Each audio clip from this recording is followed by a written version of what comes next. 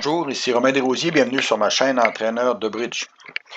Dans la leçon d'aujourd'hui, nous commençons une série de vidéos sur l'hypothèse de la main dangereuse.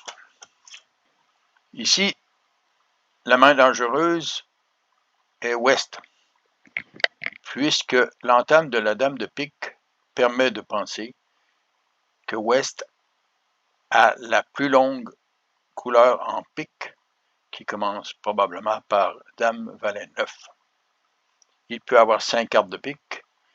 S'il n'a que 4 cartes de pique, ce n'est pas grave puisque nord et sud ont 2 levées et que cela ne donne que 2 autres levées en pique. Mais si ouest a 5 cartes de pique, une fois que l'as et le roi de pique vont disparaître, ouest peut effectuer 3 levées supplémentaires. Les enchères se sont déroulées comme suit. Un carreau par nord passe par est, 300 atouts par sud et tous les autres ont passé par la suite.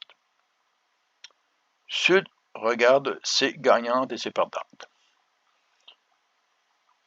Il a donc 2 levées certaines en pique avec as et roi, une levée certaine en cœur, une levée certaine en carreau et 2 levées certaines en trèfle.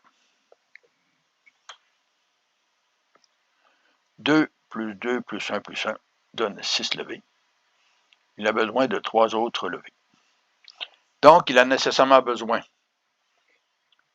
d'une levée possible à cœur supplémentaire et de 2 autres possibles à carreau. Lorsque un déclarant planifie son jeu,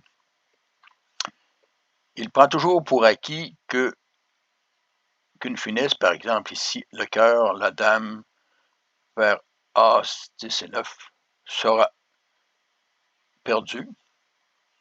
Et la même chose en carreau. Si la dame joue et que le roi de carreau est en S, il sera aussi perdu. Sud doit conclure qu'il doit faire la finesse en cœur une fois au moins, et qu'ensuite il devra faire la finesse de carreau. Est-ce qu'il doit commencer par le carreau ou le cœur? C'est là que la notion de la main dangereuse est importante. Ce qu'il faut planifier est le fait que lorsque l'on fera une finesse,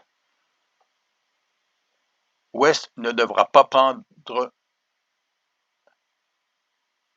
la levée une fois que les piques sont établis. Prenons l'hypothèse suivante. Si sud prend le pique, finesse les carreaux, perd le carreau et que S revient en pique, par la suite, il devra faire la finesse de cœur et donc, bien sûr, ouest peut prendre la main. Tout cela pour dire que, compte tenu de la main dangereuse, la décision de sud est plutôt de prendre la finesse de cœur en premier et par la suite de faire la finesse de carreau. Regardons le tout en action. Vous voyez effectivement que ouest a 5 cartes de pique, qu'il a le roi de cœur et qu'il a le roi de carreau. De notre côté, puisque ouest a 5 cartes de pique, est n'en a que 2. Et même lorsque sud prendra la finesse de carreau, est n'aura plus de carte de pique dans ses mains pour revenir. Regardons le tout en action. Donc, le premier jeu pour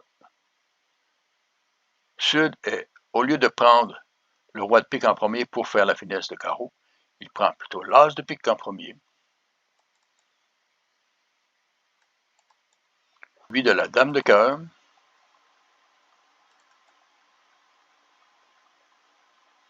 qu'il laisse filer, perd le roi de cœur. Vous voyez surtout que ouest n'est pas en mesure de jouer pique avec le valet et le 9 parce que le roi et le 10 est en sud. Ouest doit plutôt revenir en trèfle. Ici, le trèfle est capturé de l'as, suivi de la dame de carreau. La finesse de carreau est faite, et là, le roi de carreau est joué.